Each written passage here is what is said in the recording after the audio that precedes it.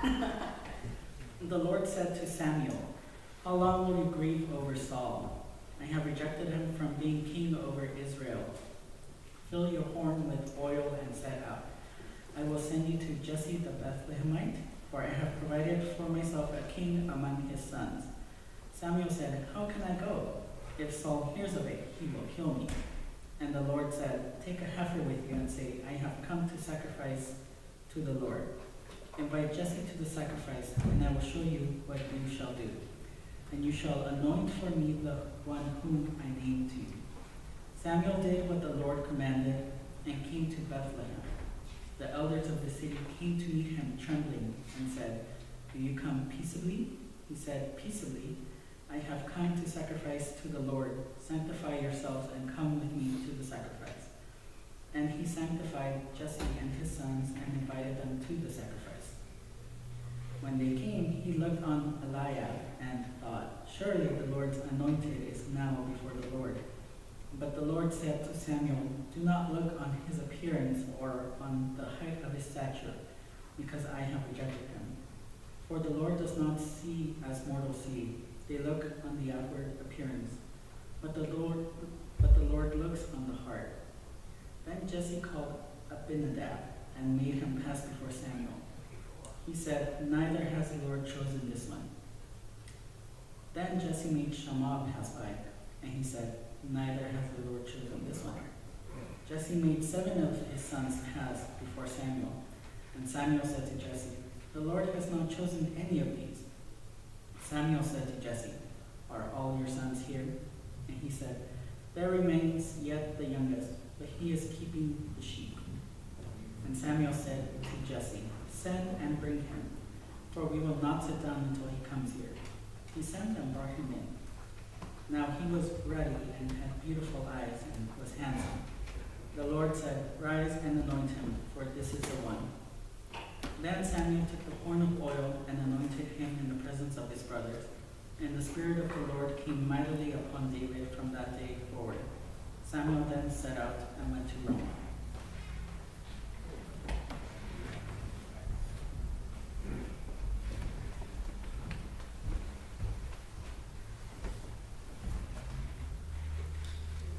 The epistle reading is Ephesians 5:8-14. "For once you were darkness, but now in the Lord you are light.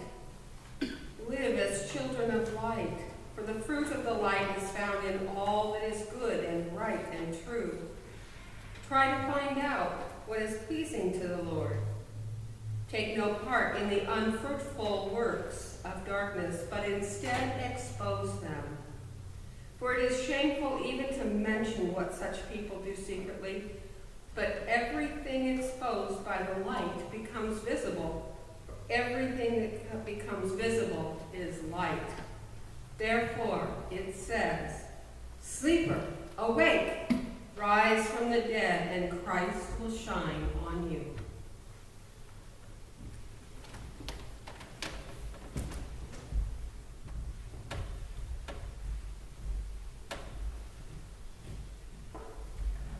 We have another kind of long gospel reading today, as we did last week. This is from John chapter 9, verses 1-41.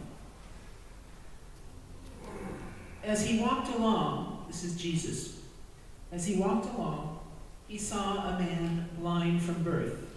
His disciples asked him, "Rabbi, who sinned, this man or his parents, that he was born blind?" Jesus answered, "Neither this man nor his parents sinned. He was born blind so that God's works might be revealed in him. We must work the works of him who sent me while it is day. Night is coming when no one can work. As long as I am in the world, I am the light of the world." When he had said this, he spat on the ground and made mud with the saliva and spread mud on the man's eyes, saying to him, "Go, wash in the pool of Siloam," which means sent.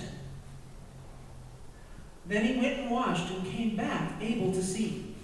The neighbors and those who had seen him before as a beggar began to ask, "Is this not the man who used to sit and beg?"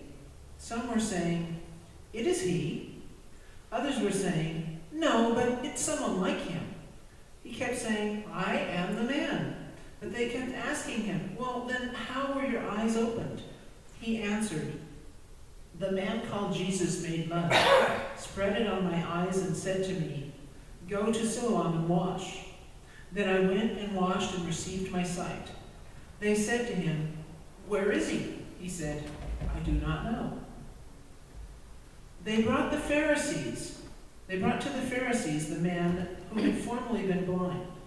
Now it was a Sabbath day when Jesus made the mud and opened his eyes. Then the Pharisees also began to ask him how he had received his sight. He said to them, "He put mud on my eyes. Then I washed, and now I see." Some of the Pharisees said, "This man is not from God, for he does not observe the Sabbath." But others said, "How can a man who is a sinner perform such signs?" And they were divided. So they said again to the blind man, "What do you say about him? It was your eyes he opened." He said, "He is a prophet." The Jews did not believe that he had been blind and received his sight until they called the parents of the man who had received his sight and asked them, "Is this your son who you say was born blind? How then does he now see?" His parents answered, "We know that this is our son, and that he was born blind, but we do not know how it is that now he sees, nor do we know who opened his eyes. Ask him, he is of age, he will speak for himself." His parents said this because they were afraid of the Jews, for the Jews had already agreed that anyone who confessed Jesus to be the Messiah would be put out of the synagogue. Therefore his parents said, "He is of age, ask him." So for the second time, they called the man who had been blind. They said to him, "Give glory to God. We know that this man is a sinner." He said, "I do not know whether he is a sinner. One thing I do know, though, I was blind, now I see." Then they said to him, "What did they do to you? How did he open your eyes?" He answered them, "I have told you already, and you would not listen. Why do you want to hear it again? Do you also want to become his disciples?" Then they reviled him, saying, "You are his disciples, but we are disciples of Moses. We know that God has spoken to Moses, but as for this man, we do not know where he comes from." The man answered, "Here is an astonishing thing. You do not know where he comes from, and yet he opened my eyes. We know that God does not listen to sinners, but he does listen to one who worships him and obeys his will. Never since the world began has it been heard that anyone opened the eyes of a person born blind. If this man were not from God, he could do nothing." They answered him, "You were born entirely in sins, and you are trying to teach us?" And they drove him out. Jesus heard that they had driven him out. And when he found him, he said, "Do you believe in the Son of Man?" He answered, "And who is he, sir? Tell me, so that I may believe in him." Jesus said to him, "You have seen him, and the one speaking with you is he." He said, "Lord, I believe." And he worshipped him.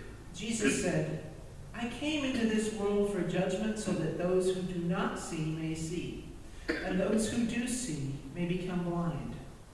Some of the Pharisees near him heard this and said, "Surely we are not blind, are we?"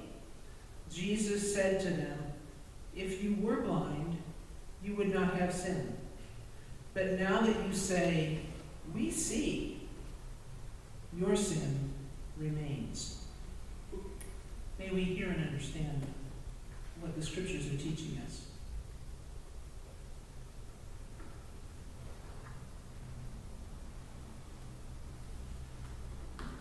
So it almost becomes usual that about every 2 or 3 weeks, I prepare about 8 or 10 very carefully constructed pages.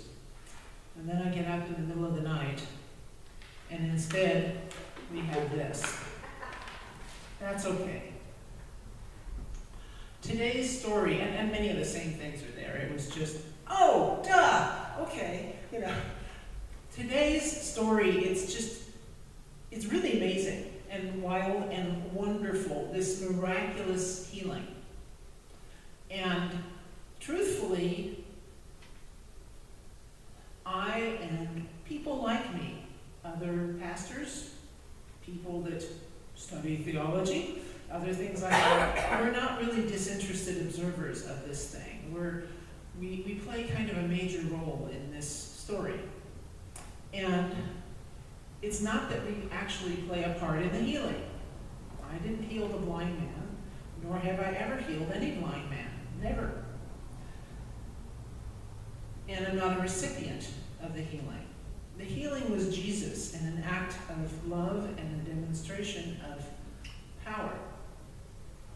I may be well educated in theology, probably have the most of that of the people in here, probably. Yeah. So I'm most like the people in this story that John refers to as the Jewish authorities, right? Those Pharisees and people like that. Highly educated. I mean, the most important thing as we go through this whole story and we read all those parts, it seems that John's most important thing to bring out is the argument, the big deal that's going on. This guy must have sinned, or his parents must have sinned. Something must have happened. We have to be theologically correct. We have to meet all the requirements. Some people would say, highly educated people in this field would say to any congregation, whether it be 8 or 10 of you or 200, that says, well, you don't have as much education as I do, so you can't possibly know as much as I do about these spiritual and holy things. We can't have some unlicensed, uncertified, uncredentialed faith healer running around healing people willy-nilly. I mean, after all, we have to make sure that certain requirements are met. We can't possibly help people without making certain that they've met all these requirements. They have to be drug tested. You know, that they have to be drug tested. We want to make sure that, you know, this isn't the fault of him not taking proper care of himself or his parents or something. We want to make sure that he's not just trying to live off the welfare of the religious authorities or something. We want to make sure that everything is highly qualified and well done. And by the way, why are you healing on the Sabbath? That's really against the rules. How dare you show love and mercy and pity and heal somebody? It's kind of sad, because honestly, as much as I might make fun of all of that, we see that. We see that all the time. We see people who have received a miraculous gift. We see people who are perhaps not the seminarians of the world, who have a fantastic and wonderful message of growth and healing and caring to share with each other. And we see barriers put up. I am reminded of those verses that say, professing to be wise, they become fools. Those other verses. People who say, oh, this man must be a wonderful Christian leader because look at all of those qualifications, or look at all the money he's made, or what a successful businessman he is. Must be a wonderful Christian leader. Or this woman surely is a woman of faith because she's so well groomed and so well put together and so proper in everything she does. And yet, Jesus comes,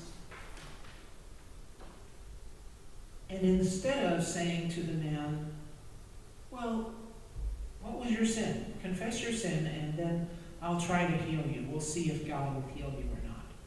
Or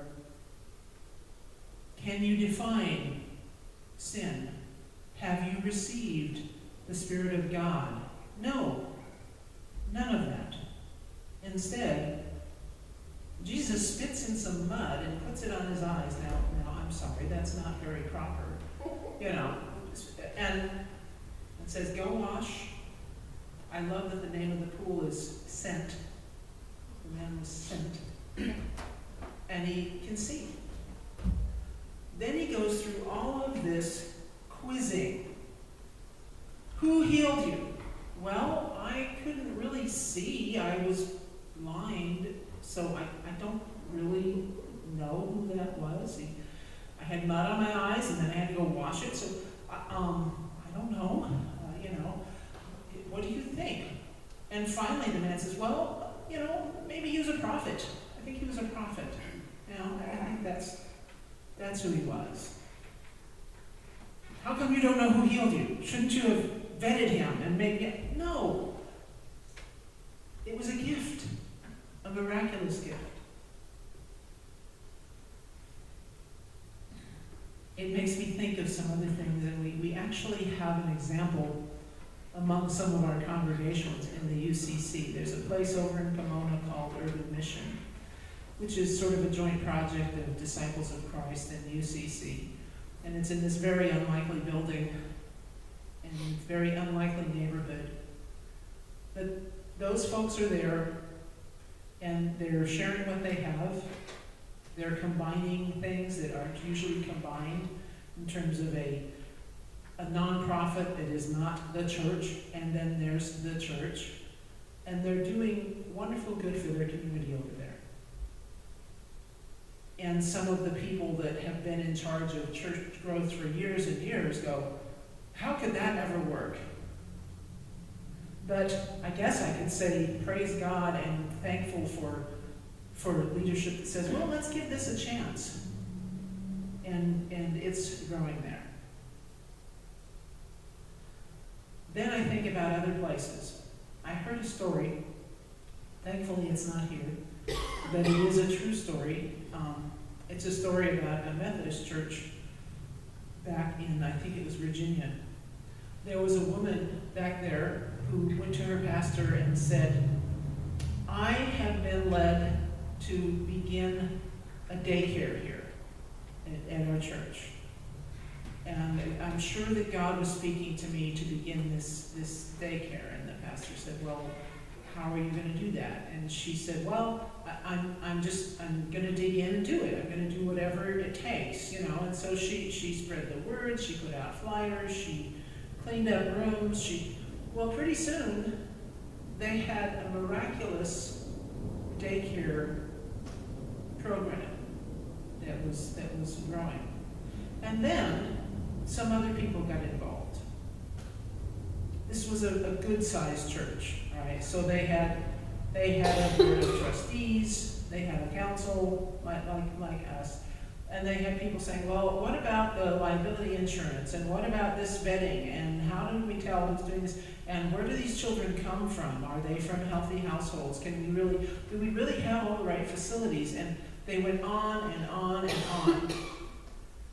And within 2 or 3 weeks, this miracle that had grown over a period of maybe 3 months was completely dead. Fear of miracles? That is a true story. I was at a conference and I heard the story from a Methodist bishop from back there who was talking about his church. I'm not just making that up as an illustration. But all that worry, not that we shouldn't be prepared for whatever we take on, but the woman did it trusting that God would provide, and there were volunteers, there were qualified people, there was growth being seen, but the fear shot it all dead in the water. As this man was being questioned, who healed you? Is he a well-established spiritual leader? Is he one of us? Does he have a license to be your minister?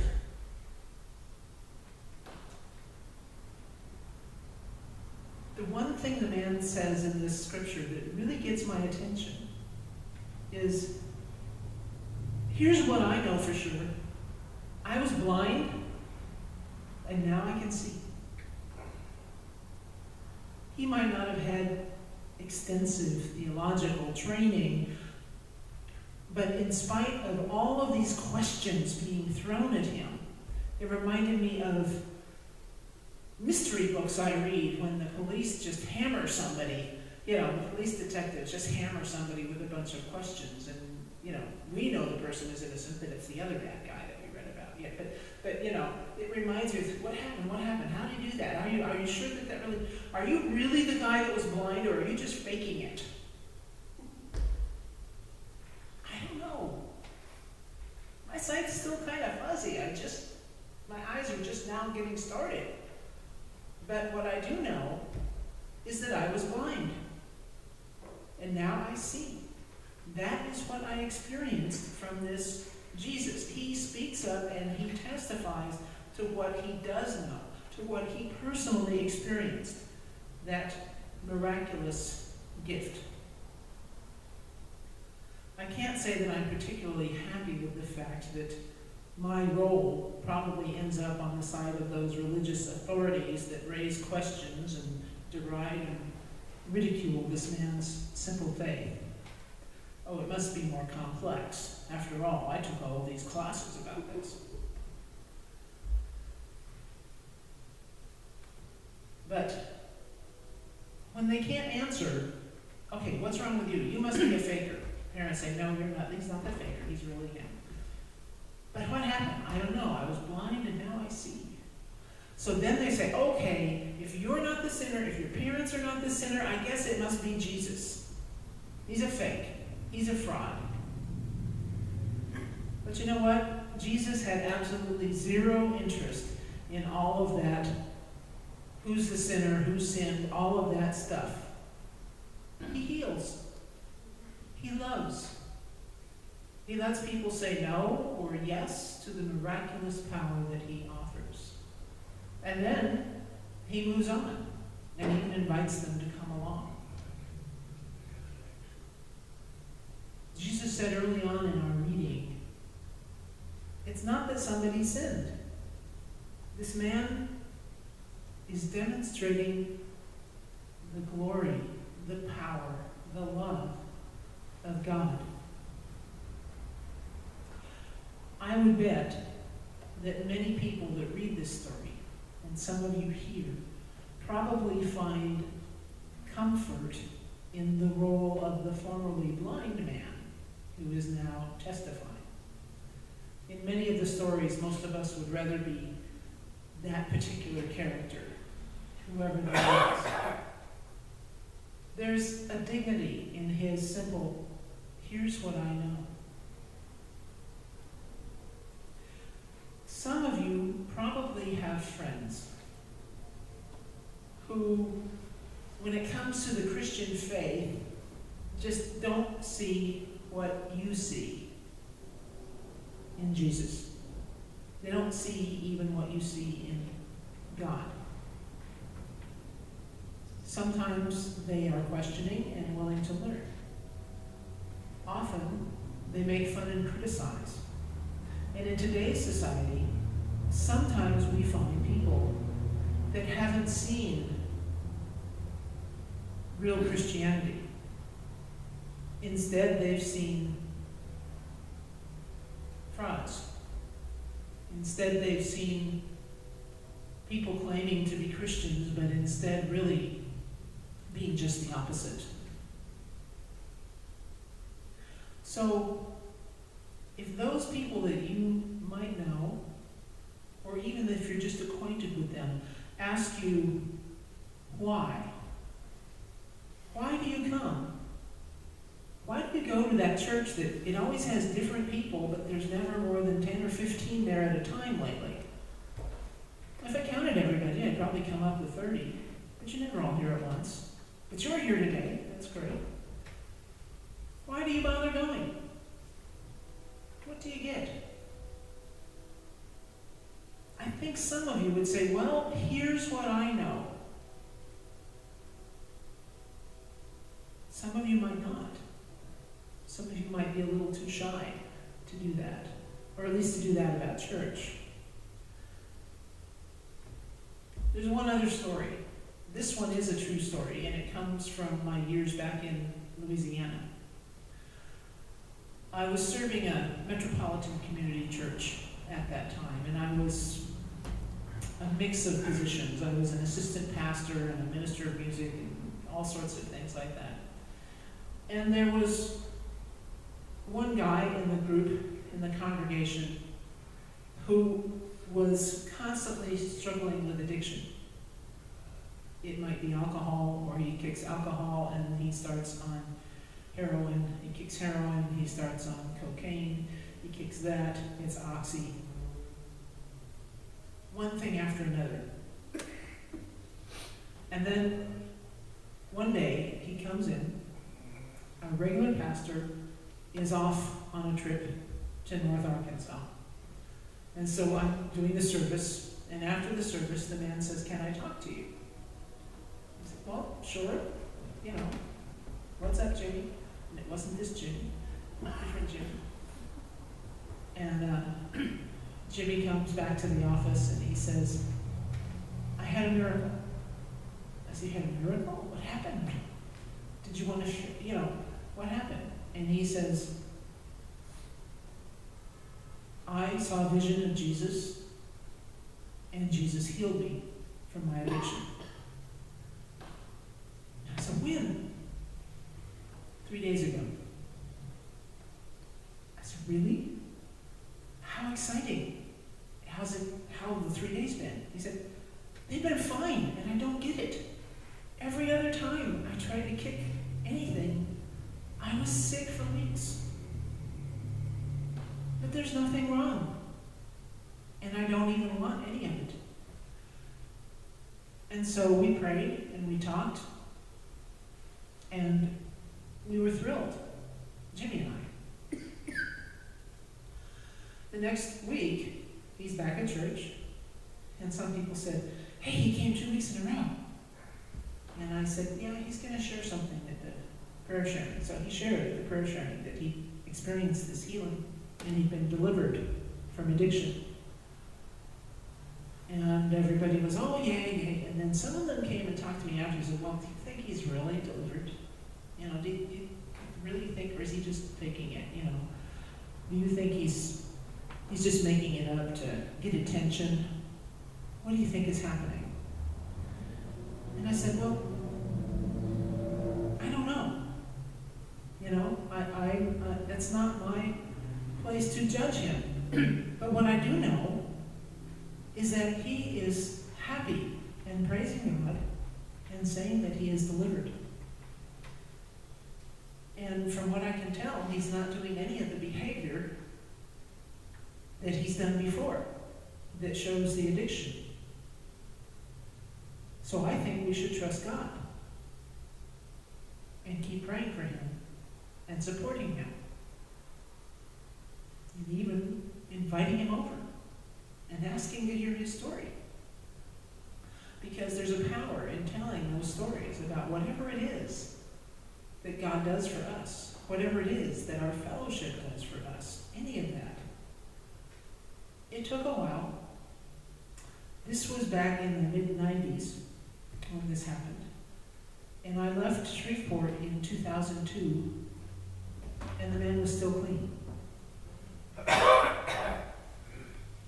So,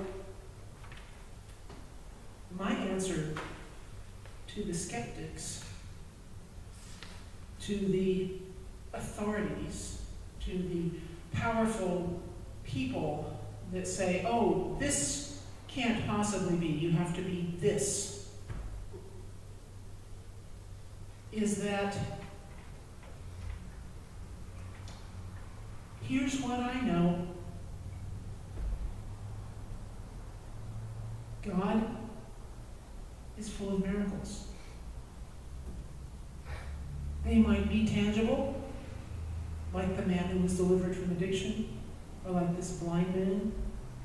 They might be something that can't be seen so easily, like some emotional healing, spiritual healing, a sense of purpose. But I would hope that whoever asks you anything. Why do you bother with church? Why do you say you're a Christian? Those people are mean. I want you to turn around and say,